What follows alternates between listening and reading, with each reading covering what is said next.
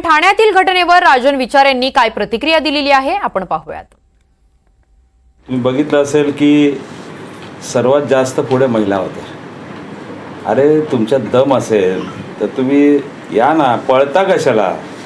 पळून जायला नाही पाहिजे होतं ना, तिथे उभे राहायला पाहिजे होतं। आणि तुम्ही बघितलं असेल आज जवळजवळ या नाट्यगृहामध्ये 2 ते 3 हजार शिवसैनिक या ठिकाणी होते। आणि त्या ठिकाणी जर असा काय प्रकार झाला असा, आज 15-20 लोक येऊन या ठिकाणी जो प्रकार केला, मला वाटतं ही जर मंडळी सर्व खाली आली असती तर अजूनही वेगळा प्रकार झाला असता। दरम्यान ठाकरे गटाचे प्रवक्ते अनिश गाढवे यांनी काय प्रतिक्रिया दिलेली आहे आपण पाहूयात। आज जो काही भ्याड हल्ला करण्याचा प्रयत्न झाला हा खरं तर शिवसेनेच्या पक्षप्रमुखांच्या ताफ्यावर झालाच नाही।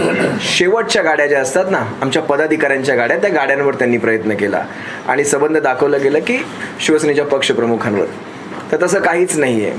आणि दुसरी गोष्ट, जे घरात घुसून वगैरे मारायच्या आम्हाला धमक्या दिल्या गेल्यात ना, तर लक्षात ठेवा, शिवसैनिक हा बाळासाहेबांचा शिवसैनिक आहे, ठाकरेंचा शिवसैनिक आहे। प्रतिक्रिया, क्रियेला प्रतिक्रिया, आज आज आज आम्ही हे वाक्य ऐकलं कोणाच तरी, क्रियेला प्रतिक्रिया, अशाच क्रियेला प्रतिक्रिया सगळीकडे उमटू शकतात, मग त्यासाठी देखील तयार असावं एवढंच आम्ही सांगतो।